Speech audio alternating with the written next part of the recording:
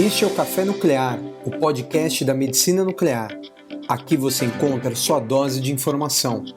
Novidades em radiofármacos, avanços tecnológicos, boas práticas clínicas e tudo que movimenta o ecossistema da medicina nuclear. Vamos falar sobre ciência, compartilhar experiências, comentar eventos e congressos e trazer os destaques mais importantes da nossa área. Prepare seu café e acompanhe a conversa. O episódio de hoje é mais um passo em direção à jornada que promete misturar informação, ciência e um toque de energia nuclear para o seu dia.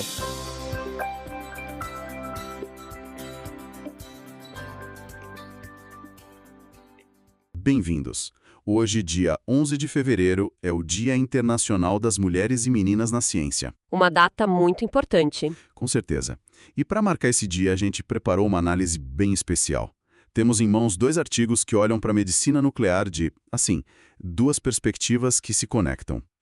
De um lado, como a tecnologia de ponta está servindo à saúde da mulher, e do outro, como é a vida das mulheres que, de fato, fazem essa ciência acontecer. Exatamente. É uma via de mão dupla. Nossas fontes são o artigo A Direção Futura das Mulheres na Medicina Nuclear e a Medicina Nuclear na Saúde da Mulher e um editorial chamado Mulheres na Medicina Nuclear. E vale dizer, ambos escritos por mulheres que são referências na área. Nomes como Laura Evangelista, Ozgu Lekmektioglu, Jolanta Kunikovsky. Isso dá um peso enorme para a discussão.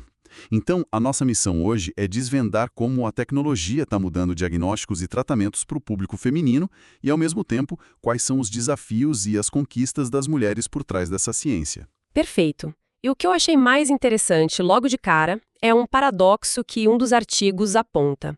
A gente tem avanços tecnológicos que são quase ficção científica, Sim. Mas os desafios que as mulheres enfrentam na profissão, em certos pontos, parece que não mudaram muito nos últimos 50 anos. É uma tensão que vale a pena explorar. Com certeza. Essa tensão entre o avanço técnico e uma certa estagnação social é um ótimo ponto de partida. Então vamos começar a desempacotar isso. Vamos lá. Começando pela parte tecnológica, que é realmente de cair o queixo. Os textos falam muito de um equipamento chamado PET-CT de campo de visão axial longo. É o LAFOF PET-CT. Isso. O nome é super técnico, mas o que isso significa na prática para uma paciente que está ali fazendo o exame? Olha, apesar do nome complicado, o benefício é muito, muito direto. Pensa nesse equipamento como se fosse uma câmera, absurdamente mais sensível. Ok. E essa sensibilidade extra nos dá, basicamente, 3 vantagens enormes. A primeira é poder usar menos radiação. Isso é ótimo. A gente consegue injetar uma dose bem menor do traçador radioativo e, mesmo assim, ter imagens perfeitas, de altíssima qualidade. E esse benefício é para todo mundo ou só para quem precisa de exames repetidos? Para todo mundo. Menos radiação é sempre melhor, né? Mas, claro, para quem faz acompanhamento de um tratamento, por exemplo, o impacto acumulado é gigante. Faz sentido. E as outras 2 vantagens? A segunda é a velocidade. O exame fica muito mais rápido. Isso significa menos tempo parada, imóvel dentro da máquina, o que para muita gente é um alívio. Imagino que sim. E a terceira, que talvez seja a mais impactante de todas, é a capacidade de detecção. Com mais sensibilidade, a gente consegue enxergar lesões que são minúsculas. Coisas que antes passariam batido. Exatamente, lesões que antes passariam despercebidas. Em câncer de mama ou em cânceres ginecológicos, detectar cedo assim pode ser a diferença entre a vida e a morte. Nossa. Ok, então o LAFOF PET-CT parece incrível para uma varredura geral do corpo com menos radiação. Mas, pensando no câncer de mama, que é tão específico, um aparelho de corpo inteiro é sempre a melhor ferramenta para olhar algo tão localizado? Excelente ponto. E a resposta é não, nem sempre. É justamente por isso que os artigos também dão um destaque enorme para os sistemas dedicados de PET para mama, o DBPET. Um PET só para mama, então. Isso. É um equipamento desenhado especificamente para a anatomia da mama. E isso permite uma resolução espacial impressionante, coisa de 1,5 mm a 2 milímetros. Uau! Com ele, a gente consegue ver com uma clareza absurda lesões bem pequenas, entre 3 e 10 milímetros, que um PET de corpo inteiro tradicional teria dificuldade de caracterizar. Entendi. E a outra tecnologia que eles citam bastante é a combinação de PET com ressonância magnética, o PET-NR. Qual a vantagem aí? Aí você junta o melhor de 2 mundos, literalmente. O PET te mostra a atividade metabólica do tumor. Se ele está vivo, consumindo energia. Isso, se ele está ativo. E a ressonância te dá um contraste de tecidos moles espetacular, um mapa anatômico super detalhado. Juntando os dois e com uma dose de radiação muito baixa, o PET-MR se torna superior ao PET-CT para achar metástases à distância no câncer de mama, por exemplo. Tudo isso parece um avanço linear, muito positivo. Mas os artigos jogam uma curva nesse otimismo todo, né? Eles trazem um cenário que é o mais complexo que dá para imaginar. O diagnóstico de câncer durante a gravidez. Exato. Sim, a incidência não é alta, felizmente, é algo em torno de um caso a cada 1.000, 1.500 gestações, mas é um número que está aumentando. Por que aumentando? Porque a maternidade tem sido adiada, então a idade média das mães aumentou, e aí surge aquele dilema terrível. Como fazer o diagnóstico mais preciso possível para a mãe, para garantir o tratamento dela, sem colocar o feto em risco? Como é que se navega uma decisão dessas? É angustiante só de pensar. É muito delicado. O princípio que guia tudo é o que a gente chama de ALARA. É uma sigla em inglês para tão baixo quanto razoavelmente exequível.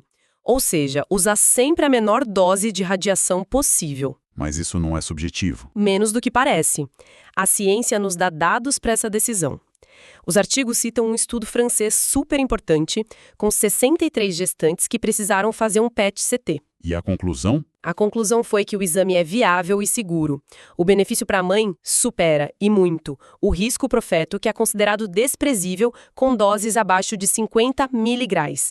E o mais importante? O que foi? Nos primeiros 2 anos de vida, nenhuma das crianças apresentou câncer ou qualquer tipo de malformação. Ufa! E é aqui que aquela tecnologia do início, o LaFov PET-CT, volta com tudo, certo? Exatamente. O artigo descreve um caso que ilustra isso de forma perfeita. Uma gestante com linfoma que precisava de um estadiamento completo do corpo. Ok. Com o aparelho LaFov PET-CT, o exame foi feito com uma dose 10 vezes menor que a padrão. 10 vezes menor. Isso é impressionante. Então, para ficar bem claro, essa nova tecnologia não é só um avanço pequeno, incremental. Ela muda completamente a conversa com uma gestante que tem câncer. Muda tudo. A decisão deixa de ser aquele risco versus benefício assustador e passa a ser uma opção viável e muito, muito mais segura. É uma mudança de paradigma. A dose estimada para o feto, nesse caso, foi de 0,7 miligraus, enquanto a média num PET convencional é de 3,7. É uma redução brutal. Redefine o cálculo de risco. Isso é um alívio imenso para a paciente, mas me fez pensar.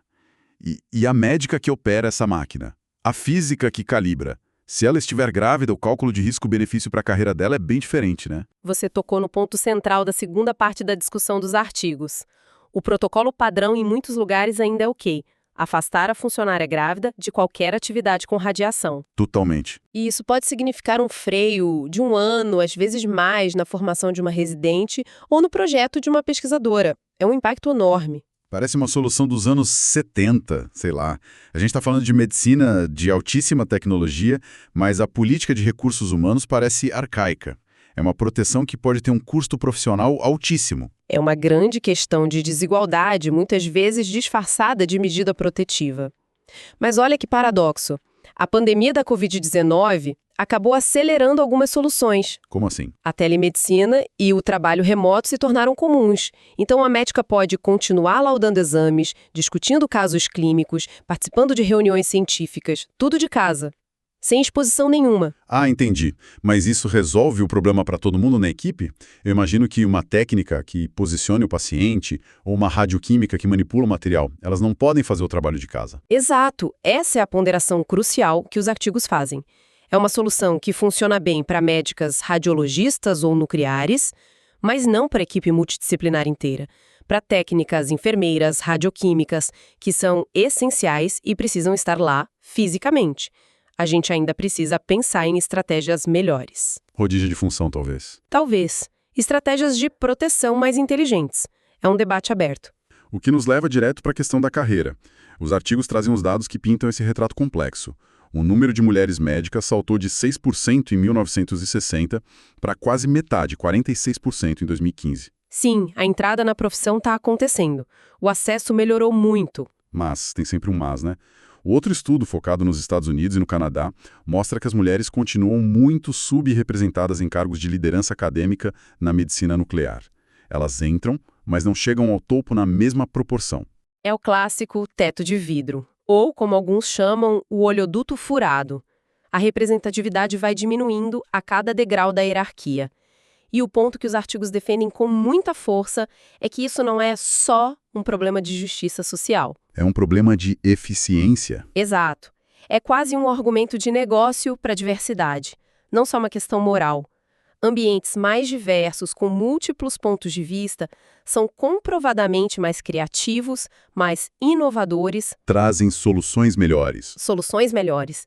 Limitar a liderança a um único perfil demográfico é simplesmente um mau negócio para a ciência. Por isso que algumas instituições já estão agindo. Tipo o quê? O editorial menciona, por exemplo, o programa de bolsas Marie Curie da Agência Internacional de Energia Atômica, a IEAA.